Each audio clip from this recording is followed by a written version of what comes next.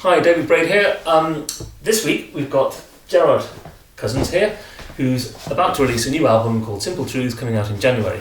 A couple of the pieces on it are by myself, and there's one here called Momentarily Flowering. Welcome, Gerard, by the way, to Bromley. And how are you doing? All right? Yeah, good. Yeah, okay. Would you like to play a bit of this and we can have a chat? Yeah? Okay, so Momentarily Flowering.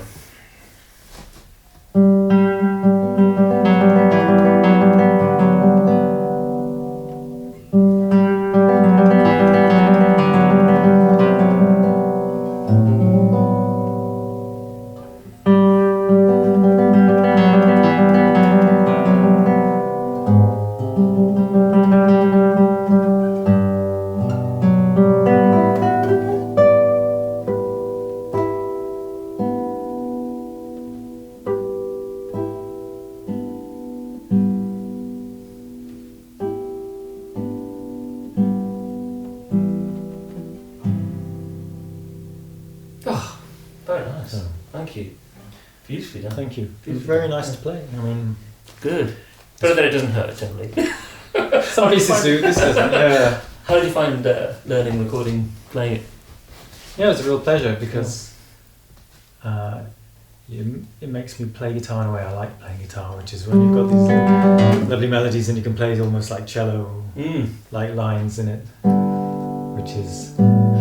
We have the cello, the as we said, cello, the line in the bass, like Villa Lobos, things like that. Yeah. You know, the guitar wants to do that. You have all the sustain down there. It's a natural way to go, isn't it? I've just been arranging some songs, and once I've done the melody in the top, I always think, well, what's it going to sound like if I put it in that range? And it just kind of, it's always a winner. Really. Changes everything, doesn't it? Yeah. And it's also your perception of harmony completely changes when you drop into a couple of octaves. Yeah, that's true. It really encourages you to do things very differently. You hear with Sibelius, he puts the tunes right down in the bass, and then all the harmony starts doing weird stuff, and then that generates more music. I think I'm doing that instinctively, actually, looking on. Yeah, I Yeah, hadn't really considered that, but yeah, that's what I just ended up doing in one arrangement. Yeah, Right. yeah. That's good. So this album, let's talk about the album. Who else is on it? What else is on it? What else So, are you playing? a lot of my own compositions. There's a piece by another Welsh composer, Steve Goss. Sarah Band by Poulenc. Beautiful stuff. Single line.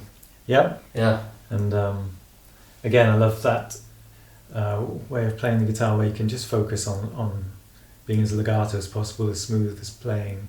You're not too busy playing bass lines and Yes. top lines, so you can explore vibrato and tone colour rather than everything else. It was a kind of brave piece. I would imagine that he was exposed to someone with a quite nice guitar who played quite well. It's such a strange little, Was it really Ida Presti or something? Yeah, well, she at least had something to do with it, yeah. And he does the thing of just exploiting open strings. Yeah, it's just a guitar, just let it be. Yeah. It's fine, isn't it? Yeah. So, Yeah. I think to pianists and probably most musicians, they're quite fascinated by the guitar and its tuning because it's pretty rare and Yes, yeah. The accident of history. comes out of physical size of the instrument. It's just, we run out of fingers, we need to get We the need to next change string. string exactly. And you end up in fourth, whereas on a violin or a mandolin, Oh. you can reach the fifth really easily. And Well, yeah, I remember with the mandolin, Yeah. everything being in fifths. I used to play the violin. yeah. And it's a real, when you keep flipping between the two. But it must make more sense. Well, for the size it does, yes. Yeah. But for like tonal harmony, do you think it kind of feels like it fits better? People have tried putting the guitar in fifths, haven't they? It will produce different harmony, but it will stop you doing a lot, I would have thought. I haven't tried it because my bridge falls off. But And then there's some guitarists who do fourths throughout as well. Oh, I know, there's some jazz things, Yeah, so so you you get don't the C sharp, F sharp. So then you get your patterns all nice. Yeah. But then it's the idiosyncrasies of the instrument that often present something that's interesting, I think. Score de Tour is a funny one. Yeah. I did a piece earlier this year. I started to I've got to do something new. I can't be bothered with contrabass saxophone or something. I'm just going to go, right? And I got this really nice sound, right? And I did some cool stuff, but what I thought was cool. But what a faff! I left the guitar there for a week and it was fine.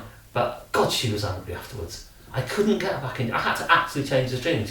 I never change strings. Yeah. I had to change my strings and teach it back to. Well, this is something I'm well aware of because in my arrangements, No, of course. I'm doing crazy tunings. I take 2 guitars on stage, because some of the tunings are just so out there that Of course. the guitar would not settle down. Spiegel, presumably. Spiegel's got, the G's changed to G sharp, C sharp, and G sharp as well. That's quite yeah. But then there's some Philip Glass ones where my E's have gone to F and the B's gone to B flat, so radically different tunings. And so what I've been doing is writing music with these new Scodatura. Oh, to use it. So then I'm on stage for 20 minutes playing like this rather than 5 minutes retune, 5 minutes retune.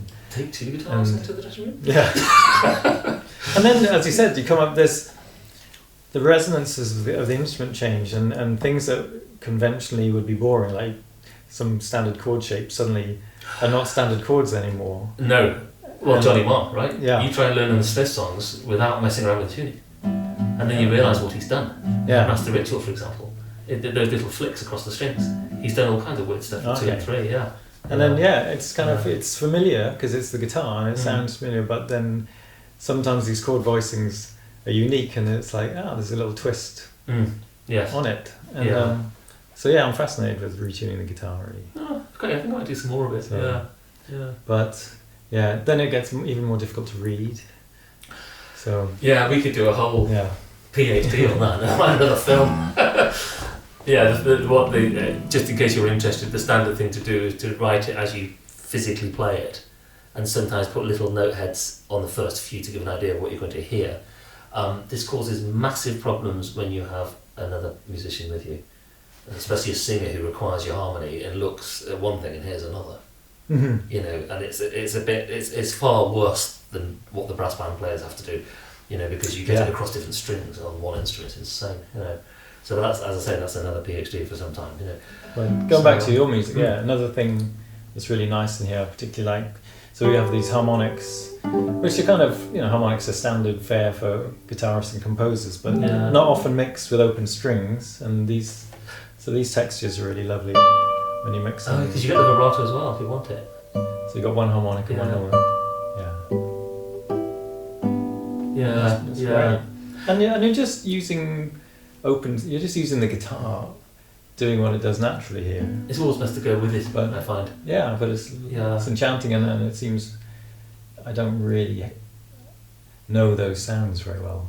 They're from Debussy, actually. Yeah. Okay. Yeah. I steal everything, just so you know, from Debussy, Sibelius, John Dowland and the Smiths. Those are my sources. So from what, his orchestrations to give you that idea? Apart from the piano music, actually more. Yeah. It's not like I actually lift phrases. I sit here and I listen to my records and it all goes in. And when I'm composing, I think, I remember something, a little smudge which sounds, I think that's probably him. It might be Satie. But it just sort of think, this is what we need to do here, and then I do my own notes, but it's just, I think that's fine. It's all... Yeah, absolutely. I mean, how else can we do it? Of course, it's not quoting. If it was, I would put, Steve Goss, he's also on the, is he also on the album? Yeah. He does a lot of quoting. He gets little chunks and chucks them in. Yeah. But it's fine because he goes, and it's a bit of fun, and it's kind of, and then it makes you hear the other stuff differently. I think it's quite that's good. True. It works actually, good to know it works. Let's talk about the other one because that's quite funny because Obsession has many forms, of course. Me and Gerard are quite different. I do a lot of talking, and I'm quite fast, and he's quite laid back and slow, and is more the silent, dangerous type.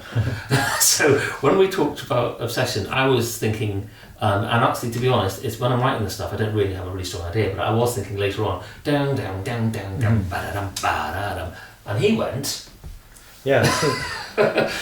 completely differently, and it works really well. Did you have the title afterwards, when you wrote it? So the title's afterwards. Towards the end when I started repeating everything. Yeah, okay. Titles, that's a whole other game. We can talk about titles.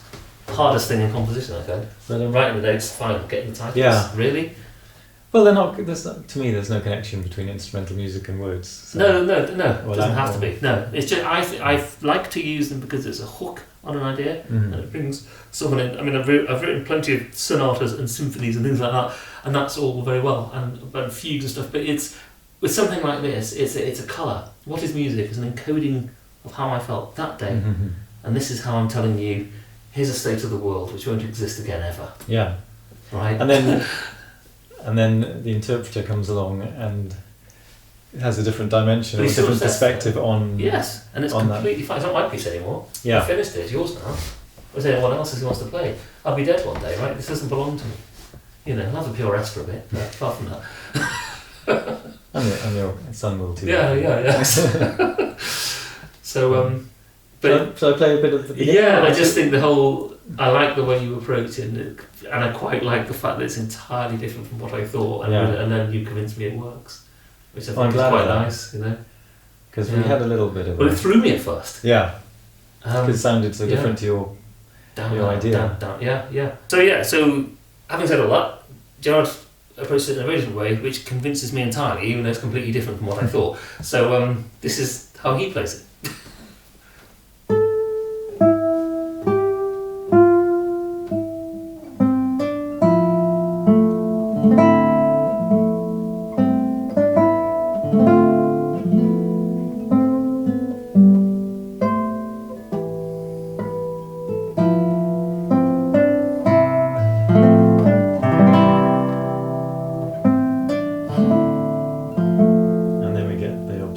Yeah.